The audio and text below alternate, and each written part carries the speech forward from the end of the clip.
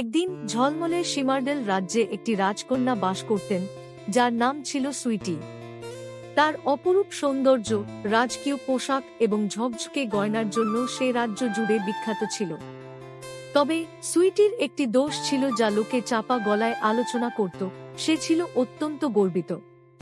সুইটি বিশ্বাস করত যে রাজকন্যা হওয়ার কারণেই সে সবার চেয়ে শ্রেষ্ঠ।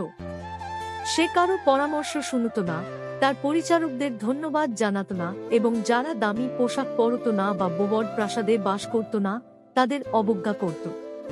এমন সাধারণ মানুষের সাথে সময় নষ্ট করব কেন, সে বলতো। একদিন সুইটি একটি আমন্ত্রণ পেল লুমিনা নামক পার্শ্ববর্তী রাজ্যের এক রাজকীয় নৃত্যসভায় যোগ দেওয়ার জন্য। শোনা গিয়েছিল সেখানে পরীরা উপস্থিত থাকবে এবং অতিথিদের জাদুকরী উপহার প্রদান করবে। সুইটি অত্যন্ত উচ্ছ্বসিত ছিল। অবশেষে সবাই দেখতে পাবে সবচেয়ে সুন্দর রাজকন্যাকে, সে আনন্দে বলল। সে তার দর্জিদের সবচেয়ে ঝলমলে গাউন তৈরি করতে এবং তার গয়নার কারিগরকে তারা মতো ঝকঝকে একটি মুকুট বানাতে বলল। নৃত্যসভার দিন এলো। সুইটি স্বপ্নের মতো সুন্দর দেখাচ্ছিল, কিন্তু তার মনোভাব ঠিক আগের মতোই ছিল।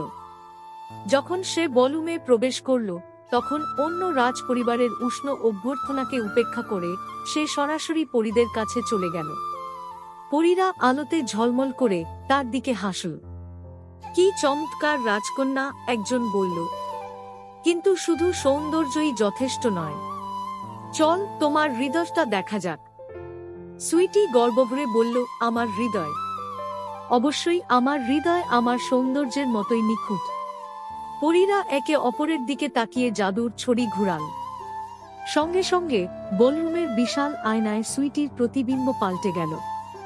সেখানে দেখা গেল একটি মেয়ে কপাল কুঁচকে, পা মাডিয়ে এবং অন্যদের অবজ্ঞা ভরে মুখ ফিরিয়ে নিচ্ছে। বলরুমে নীরবতা নেমে এলো। সুইটি অবাক হয়ে চিৎকার করল, এটা কি? এটা তো আমি নই। সবচেয়ে বড় পরী এগিয়ে এসে বলল, এই আয়না তোমার হৃদয়ের সত্য প্রকাশ করে। দয়া, নম্রতা এবং ভালোবাসা একজন মানুষকে সত্যিকার অর্থে সুন্দর করে তোলে। এগুলো ছাড়া তোমার বাহ্যিক সৌন্দর্যের কোনো মূল্য নেই। সুইটি অপমানিত বোধ করল। সে বলরুম থেকে বেরিয়ে দৌড়াল, চোখ দিয়ে ঝরঝর করে অশ্রু পড়ছিল। তাড়াহুড়ো করতে গিয়ে সে তার গাউনের উপর হোঁচট খেয়ে কাছের বাগানে পড়ে গেল। ফুলের মাঝে বসে থাকতে একটি ছোট মেয়ে তার কাছে এল। মেয়েটি একটি সাধারণ পোশাক পরেছিল এবং একটি গোলাপের ঝুড়ি হাতে ধরেছিল। আপনি কি ব্যথা পেয়েছেন, মহারানী? মেয়েটি মৃদুস্বরে জিজ্ঞেস করল। সুইটি ইতস্তত করে বলল, তুমি কেন আমার খোঁজ নেবে? আমি তো কোনো গুরুত্বপূর্ণ কেউ নই। মেয়েটি মিষ্টি হেসে বলল, এটা কোনো ব্যাপার নয়। সবারই সদয় ব্যবহার পাওয়ার অধিকার আছে। মেয়েটির আন্তরিকতায় সুইটি অভিভূত হল। সেই মুহূর্তে সে উপলব্ধি করল যে তার অহংকার তার জীবনকে কতটা শূন্য করে তুলেছিল। সেদিনই সে বদলানোর সিদ্ধান্ত নিল। সুইটি বলরুমে ফিরে গেল, পরীদের কাছে ক্ষমা চাইল এবং প্রতিজ্ঞা করল যে সে একজন ভালো মানুষ হবে। সময়ের সাথে সাথে সে শিখল মানুষকে তাদের ধন সম্পদের জন্য নয়, তাদের ব্যক্তিত্বের জন্য মূল্য দিতে। পরীরা তার পরিবর্তনে মুগ্ধ হয়ে তাকে চিরকালের জন্য অনুগ্রহের আশীর্বাদ দিল।